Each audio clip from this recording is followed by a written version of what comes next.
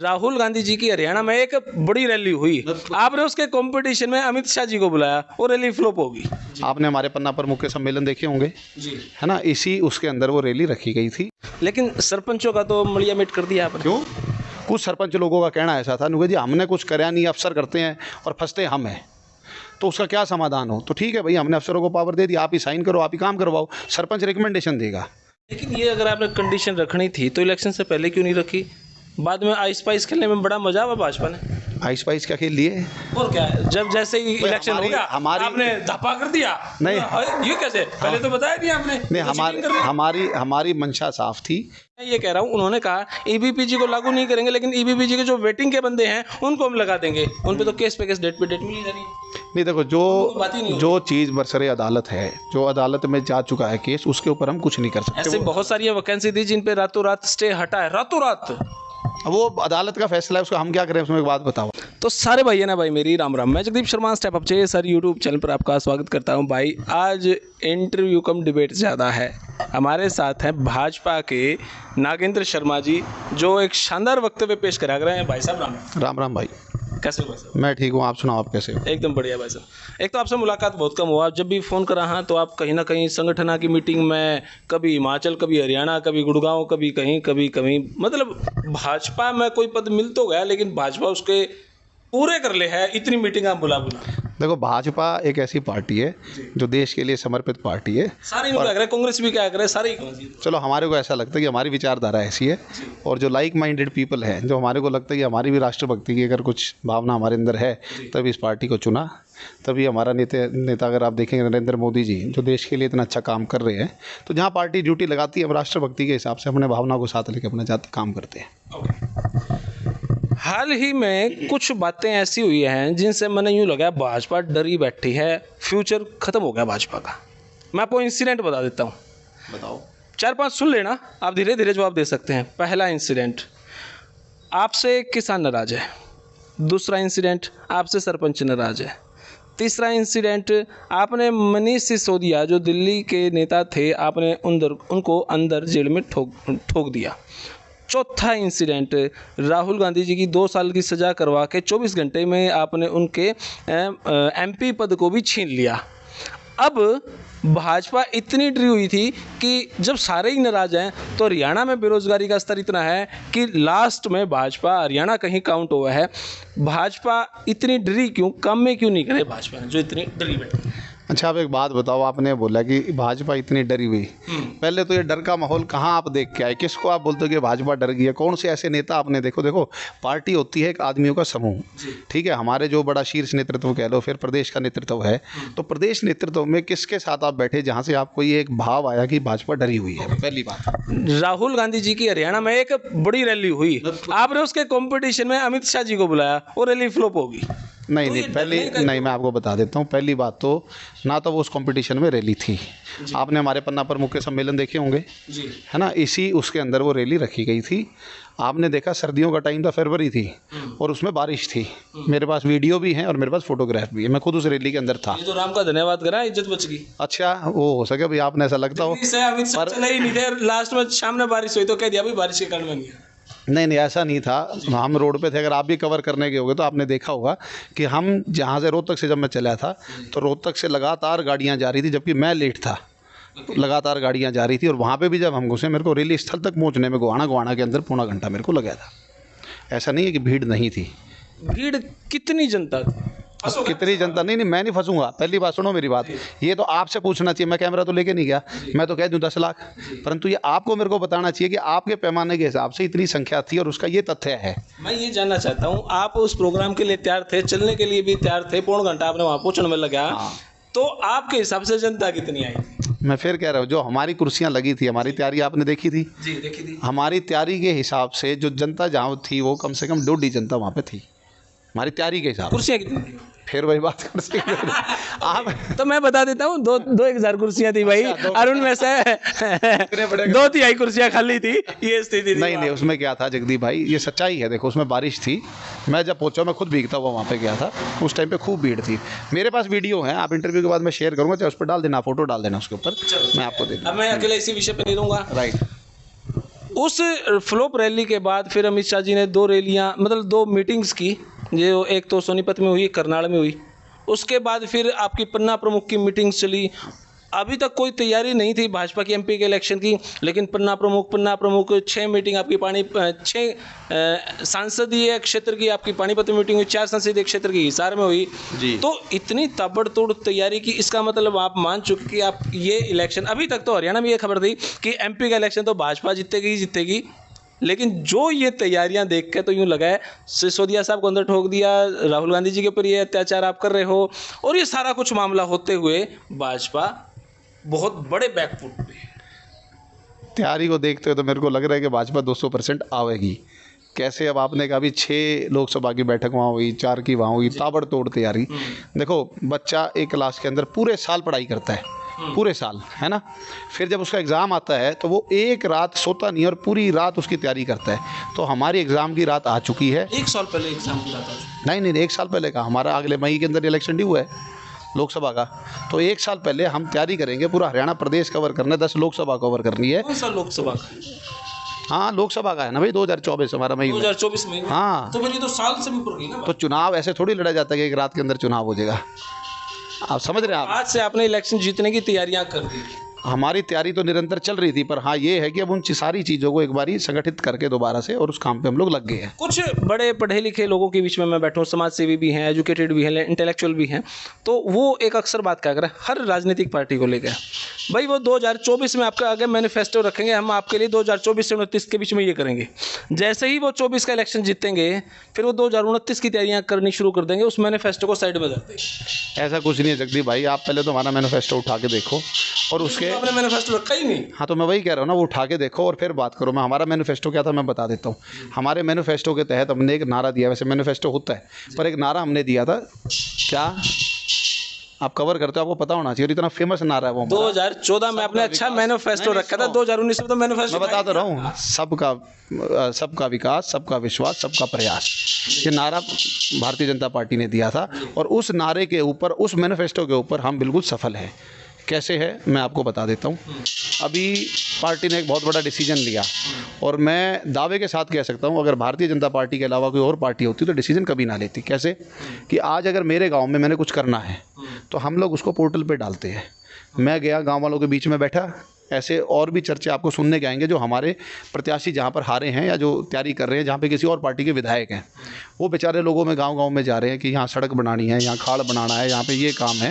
वो जाते हैं, चढ़ाते हैं और एक विधायक साहब लास्ट में जाके उसको अप्रूवल देता है और बैठ के अगले दिन प्रेस कॉन्फ्रेंस कर देता है, मैंने इस विधानसभा के मैंने ये काम कर दिए। कौन कर रहा है वो चाहे कांग्रेस का विधायक है, चाहे वो INLD का है, चाहे वो जजपा का है, ठीक है, चाहे वो इंडिपेंडेंट है।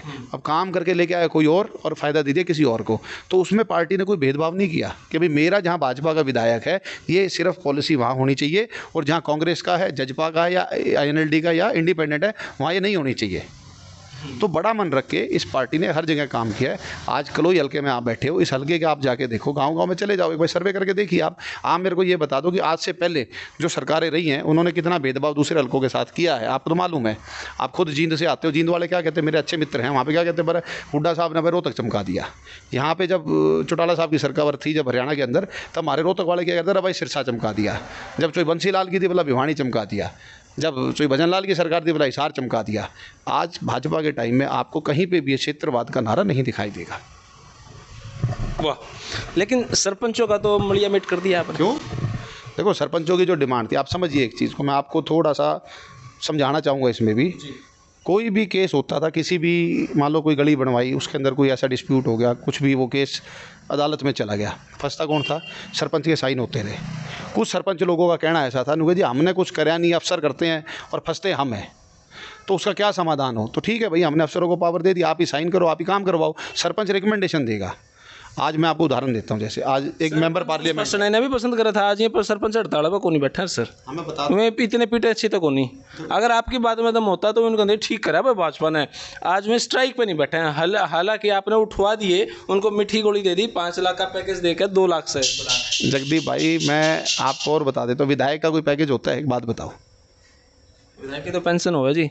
आपने ओपीएस तो काट ली, लेकिन विधायक की पेंशन नहीं काटी। नहीं, आप अब घुमाओ मत उस बात को। पहले मेरे को ये बताओ, क्या विधायक को कोई कोटा मिलता है कि इतना पैसा बांट सकता है वो? सांसद को फिर भी 5 करोड़ मिलता है, उसका सांसद निधि कोष, क्या उसको मिलता है? नहीं मिलता।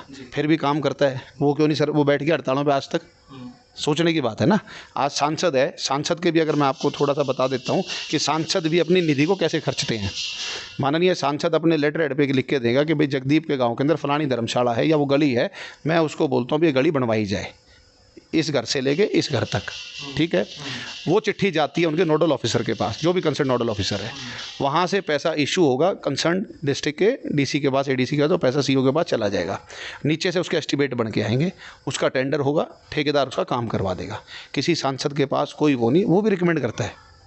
जब वो 5 करोड़ के काम रिकमेंड कर सकते हैं, तो मैं कहता हूँ हमारे सरपंच भाइयों को रिकमेंड, हाँ ये एक चीज़ मैं बोलता हूँ, अगर सरपंचों को काम दिया गया कि भाई तुमने काम लिख के दिया और वो काम नहीं होता, फिर गलत है। फिर आप सड़क पे भी उतरो, आप चाहे विधानसभा का घेराव करो, फिर आप पूरी आपकी आज़ादी है।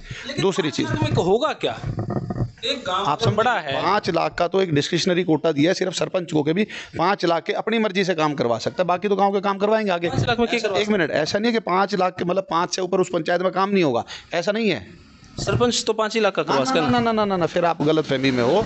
सरपंच ये चाहता है कि मैं यहाँ सर यहाँ तक की बता देता हूँ, सरपंच हो चाहे कोई भी जनप्रतिनिधि है, सबको लगता है, जब मैं भी हूँ आप भी हो उस जगह पे, कि अगर मेरे गांव के अंदर 50 करोड़ रुपया लगना है या 5 करोड़ रुपया लगना है, वो मेरे माध्यम से लगे, ठीक है। अब उसके पीछे मंशा, मैं नहीं कहता कोई गलत मंशा है, परंतु हर आदमी को लगता है कि चाहे वो क्रेडिट की भावना है, चाहे मैं करवाऊँ भाई लोगों को ये रहे फलाने ने काम करवाया, परंतु उसके अंदर ये है, अगर आपने बोला 5 करोड़ में, ठीक है भाई 5 को मेरे को दे दिया 5 लाख का, कि मेरे को लगता है भी ये काम इस तरह से होना चाहिए, मैंने कह दिया भाई 5 लाख की मेरी रिकमेंडेशन है, बाकी मैं सरकार को लिख के देता हूँ, वो काम करवा के देंगे। किसने मना किया है कि काम नहीं होंगे उसके अंदर? ऐसा नहीं कि सिर्फ 5 लाख तो सिर्फ आपको दिया है, जैसे सांसद को दिया है 5 करोड़ का काम, सांसद को भी अपने क्षेत्र में 5 करोड़ से ऊपर काम करवाना है, वो सीएम साहब को लिख के दे सकते हैं, सीएम साहब अपने कोटे से पैसा देते हैं, फिर उस कोटे में वो काम होते हैं। लेकिन ये अगर आपने कंडीशन रखनी थी तो इलेक्शन से पहले क्यों नहीं रखी? बाद में आइस पाइस खेलने में बड़ा मजा आया भाजपा ने। आइस पाइस क्या खेल लिए? और क्या है, जब जैसे ही इलेक्शन हो गया आपने धप्पा कर दिया। नहीं, ये कैसे? पहले तो बताया नहीं आपने। नहीं, हमारी मंशा साफ थी, इसलिए हमने ऐसा किया। ऐसा कुछ नहीं है कि अभी हम बता देते तो थोड़ा सा ठीक से इलेक्शन लड़ते सरपंच। नहीं तो सरपंच या उसके बाद चुनाव नहीं लड़ते, आपको क्या लगता है? लड़ते ना, सोच के लड़ते। कैसे? जैसे भी सोचे, उनका अपना दिमाग था, अपना मेंटली गेम था, जैसे भी। नहीं, ऐसा कुछ नहीं है। सरपंच हमारे भाई देखो जनप्रतिनिधि है और हम उनका सम्मान करते हैं। ओके। अब राहुल गांधी जी की पद यात्रा थी, उसके बाद हरियाणा में हाथ से हाथ जोड़ो यात्रा चल रही है। वो गांव में अपने अपने कंस्टिट्यूंसी में लोग घूम रहे हैं, दीपेंद्र हुड्डा पूरी ताकत लगा रखी है। तो जब ये बातें चल रही थी तो मुख्यमंत्री मनोहर लाल जी खट्टर जी के दिमाग में आइडिया, अब आपको भी गाँव गाँव में घूमना है। उन्होंने भी रोड मैप तैयार कर लिया। नहीं, खट्टर साहब को अगर आप देखोगे पिछले 2 साल से, अब तो अगर आप देखते हो तो सैटरडे संडे को हमेशा, क्योंकि छुट्टी होती है उनकी, चंडीगढ़ में वो रहते नहीं, वो अपने हलकों में घूमते पूरे हरियाणा के अंदर शुरू से ही। पर जो आप बात कर रहे हो, अगर अभी 2 मिनट पहले आपने एक बात की थी कि राहुल गांधी की जो यात्रा थी उसने सबको डरा दिया, फिर आप कह रहे हो हाथ जोड़ो यात्रा, अगर वो इतनी नहीं भाजपा ने भी सोचा ये यात्रा तो सारे करने लगे, भाजपा तो पीछे रहेगी, चलो तुम भी गाँव में घूमना शुरू करो। सुनो तो सही, जब वो इतनी सफल यात्रा थी तो फिर हाथ जोड़ो यात्रा क्यों चालू कर दी? और हाथ भी जोड़ना है तो क्या हाथ जोड़ना है उसकी भी तो क्लैरिटी नहीं है, हाथ ऐसे जोड़ना है कैसे जोड़ना है। और जब सरकार थी जब जोड़ लेते तो ये नौबतें नहीं आती।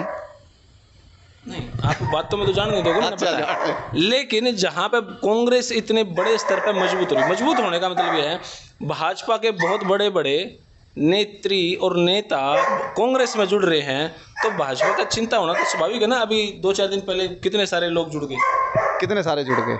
मेरे ख्याल तो 40-45 लोग जुड़ गए सर। नहीं, कुछ नहीं, मैं आपको बता देता हूँ। सोनीपत की जिला अध्यक्ष, आज सोनीपत की महिला मोर्चा की हमारी अध्यक्षा थे, वो गई हैं, ठीक है, वो उनकी विचारधारा। पदम सिंह दैया जेजेपी से थे, तो वो हमारे नहीं थे। हाँ ठीक है, उनको लगा होगा कुछ ना कुछ। कितने बड़े बड़े नेता इनेलो कांग्रेस में जुड़ गए हैं, भाजपा में कोई जुड़ ही नहीं रहा। मतलब आप एक इतने बड़े नेता को कैसे बोल सकते हो जिनका नाम कुलदीप बिश्नोई है? जब वो भाजपा में आए, उनका बेटा आज वहाँ से विधायक है, उसके इतना आपने शायद अंदर से उसको चीज़ को एक्सेप्ट नहीं किया कि देखो कितना बड़ा नेता आया है, जो कि हिसार के इतने कद्दावर नेता है, जहाँ के उनके फादर साहब मुख्यमंत्री रहे हैं, तो उनको छोड़ के आप कह रहे हो कि महिला मोर्चा अध्यक्षा जिला की जुड़कर 50 नेता उनमें जुड़ गए, तो आप उनको इक्वल कर रहे हो। देखो, नेता का भी प्रभाव देखा जाता है। आज अगर मैं बात करूं एक जिले के नेता की और एक लोकसभा के नेता की, बहुत सर कांग्रेस मजबूत है। देखो आपको लग रहा है वो तो रिजल्ट बताओगा 2024 का। आपको भी लग रहा है, इसलिए तो मुख्यमंत्री साहब गांव-गांव में दौरा कर रहे हैं ना। देखो मुख्यमंत्री हमारे नेता हैं, और एक घर की भी अगर मैं बात करूं तो जो सबसे बड़ा आदमी होता है उसकी एक घर में एक इज्जत होती है, जो फादर हो या कोई भी हो, और उनका काम होता है परिवार को संभाल के रखने का। अगर वो गांव में जा रहे हैं, परिवार को संभाल रहे हैं, तो मुझे नहीं लगता कोई खराबी है। अगर आज मेरे पड़ोस में कोई अच्छा व्यक्ति है और अपने बच्चों को संजो के रखते हैं और अच्छा संभालते हैं, तो उनकी तो तारीफ होनी चाहिए, बजाय उनके कोई क्वेश्चन करना चाहिए कि भाई वो अपने घर में क्यों इतना अच्छा माहौल पैदा कर रहे हैं, क्यों अपने घर वालों को जैसा संभालें। मतलब आप चाहते हो कि हम उनको छोड़ दें और वो बालक के करे फिर वो किसी दूसरे के नीचे लग जाए ना। वो एंटी इनकम्बेंसी को देखते हुए मुख्यमंत्री साहब लगे हैं ना, क्योंकि अब देखो भाजपा ने एक नया प्लान तैयार कर लिया। 2014 से 19 तक तो नौकरियां दी खूब, 19 के बाद नौकरियां नहीं दे रहे हैं, लेकिन हाँ जातिगत कार्यक्रम बहुत कर रहे हैं। ब्राह्मणों को खुश करने के लिए भगवान परशुराम जयंती कर रहे हैं, हो चुकी है। हालांकि उनमें जो भी वादे किए झूठे ही थे, अभी तो कुछ हुआ नहीं। उन्होंने कहा जारी हो गया आपकी, कमाल कर विश्वविद्यालय का नाम रख दिया आपने। मैं ये कह रहा हूँ, उन्होंने कहा ईबीपीजी को लागू नहीं करेंगे, लेकिन ईबीपीजी के जो वेटिंग के बंदे हैं उनको हम लगा देंगे। उन पे तो केस पे केस, डेट पे डेट मिली जा रही है। नहीं देखो, जो चीज़ बरसरे अदालत है, जो अदालत में जा चुका है केस, उसके ऊपर हम कुछ नहीं कर सकते। ऐसे बहुत सारी वैकेंसी थी जिन पे रातों रात स्टे हटा है, रातों रात। वो अदालत का फैसला है, उसका हम क्या करें उसमें। एक बात बताओ आप, देखो अदालत अगर रात को सुनो मेरी बात, चाहे वो रात को हटाए चाहे दिन में हटाए, अगर अदालत किसी पंडित हरिराम दीक्षित जी इतनी बार मिन्नतें करते हैं मुख्यमंत्री साहब से मिलने के लिए, जो उस कार्यक्रम को करवा रहे थे बिचौली, आज वो मुख्यमंत्री साहब से उनको मिलवा नहीं रहे हैं। और पहले तो कह रहे थे जी आपको एक स्टेज पे मुख्यमंत्री साहब होंगे, एजी साहब होंगे, सेक्रेटरी साहब होंगे और डिपार्टमेंट होगा, सबको इकट्ठा करके मीटिंग करवाएंगे। आज वो मैंने करनाल में देखा, सुबह 12 बजे 11 बजे लगे थे मुख्यमंत्री साहब से मिलने, शाम के 6-7 बजे लाइन में लगा रहा एक 85 साल का बुजुर्ग मुख्यमंत्री साहब से। देखो मेरे को नहीं पता, मैंने उनको फेसबुक पे देखा था कि मुख्यमंत्री जी से बात करते हैं, उन्होंने पोस्ट डाल रखी है अपनी। अगर मैं गलत हूँ तो आप फेसबुक पे जाकर उनके पेज पे देख सकते हो। सुनो मेरी बात, सुन तो लो, शाम को उनसे मुलाकात, आप देखिए मेरी बात सुनो। और वो भी जहाँ पे मुख्यमंत्री साहब ने एक समस्या का निवारण करने के लिए एक जगह मीटिंग रखी, जहाँ पे हजारों लोग आए, तब उस सब की मीटिंग खत्म होकर फिर बात है। देखो एक मीटिंग अगर पहले से तय है और बुला रखी है जगदीप भाई, कल को मान लो आप मीटिंग में हो, कोई बैठक आप ले रहे हो या कोई इंटरव्यू आप किसी का ले रहे हो और मैं बीच में आ जाऊं, तो आप इंटरव्यू तो नहीं छोड़ोगे ना, आप भी कहोगे भाई वेट कर लो। लेकिन जो बिचौलिए थे प्रोग्राम को करवानी थे वे अब देखो बिचौलियों का मेरे को नहीं पता, सीएम साहब का अपना स्टाफ है, आप उनसे प्रॉपर अपॉइंटमेंट लो जब आपको समय दिया। अच्छा लग रहा है इंटरव्यू में बैठ के अपॉइंटमेंट लो और आपको मुल्ला समय होगा, ऐसा होता नहीं प्रैक्टिकल। आप देखो मेरी बात सुनो, अब पता नहीं आपको ऐसा क्यों लगता है। बीबीजी के लिए तो उन्होंने झाड़ू भी फेर दी, अभी बीबीजी के बच्चे लगे नहीं रहे हैं। बात करें अब जो मेरे को पर्सनली बहुत अच्छा लगा, भगत धन्ना भगवान धन्ना जाट को लेकर वो कार्यक्रम कर रहे हैं। सच में मेरे को सबसे ज़्यादा अप्रिशिएशन इस कार्यक्रम का लगा। ऑनेस्टली मैं इस प्रोग्राम में ज़रूर करूँगा भाई कवर, और धन्ना जाट को लेकर आपके पास कुछ अपडेट है तो जानकारी देते रहिए भाई। मैं स्पेशल इस पे एक वो भी करना चाहूँगा सीरीज़। नहीं मैं आपको एक बात बताता हूँ, आपने एक चीज़ और भी बोली थी कि हम मतलब पार्टी हमारी या सीएम साहब का नाम लेके कि भाई हम अलग अलग कास्ट जातिगत कार्यक्रम कर रहे हैं। देखो उसमें क्या, जाति को लुभाने के लिए नहीं, जाति को लुभाने के लिए नहीं है, सम्मान की बात है। और जिस भी जाति का कोई महान पुरुष अगर हुए हैं और अगर उनको हम सम्मान देते हैं, उनके उसमें कुछ कार्यक्रम करते हैं, तो मुझे नहीं लगता जाति के लिए। आप चाहे करनाल का कार्यक्रम देख लो, चाहे धन्ना अगर जाट उनकी आपने बात की धन्ना भगत जी की, आप उस कार्यक्रम के अंदर वहाँ पे जनरल वत्स भी बैठे दिखाई दिए मेरे को, वो ब्राह्मण है, जाट तो नहीं है, पर वो क्यों थे फिर वहाँ पे। ये जितने भी कार्यक्रम है 36 बिरादरी के कार्यक्रम है। मेरी अगर आपने पोस्ट देखी हो करनाल के, उसके लिए मैंने लिखा भी था उसमें कि किसी विशेष जाति का नहीं है, उसमें आप कोई भी आ सकता है जो उनको अपना इष्ट मानता है। देखो भगवान विष्णु के, हाँ विष्णु के अवतार थे वो ये नहीं कि सिर्फ ब्राह्मणों के थे। अगर मैं और ऊपर की बात करूँ तो उसके अंदर वो उनकी माता क्षत्राणी थी, रेणुका जी। अब क्षत्रियों से देखो आप कितनी जातें निकली हैं, तो सबके थे, ऐसी बात नहीं है। वो सबका साझे होते हैं, भगवान किसी एक जात के नहीं होते, तो सबको जाना चाहिए। हाँ कल को धन्ना जाट जो आपने बोला है उनका जब प्रोग्राम होगा, मैं पर्सनली मैं भी जाऊंगा व्यक्तिगत तौर पे। तो और पीछे अभी हमने कार्यक्रम किया बेरोजगारों को, तो मैं आपको बता तो रहा हूँ, अभी पीछे हमने कालावाड़ी में बड़ा अच्छा कार्यक्रम किया था सारा। उसके अंदर हमारे जितने भी हमारा एससी समाज था उसको पूरे को हमने इकट्ठा करके सम्मान किया उनका, और बड़ा अच्छा कार्यक्रम हुआ है। रविदास जयंती, गुरु रविदास जयंती हमने मनाई है वहाँ पर, बाबा भीमराव अम्बेडकर जी की जयंती हमने मनाई है वहाँ पर। खा पंचायतों के लिए लास्ट सवाल है, खा पंचायतों के लिए आप क्या कहना चाहेंगे? आपके पास क्या सुझाव हैं, क्या होना चाहिए, क्या होता था?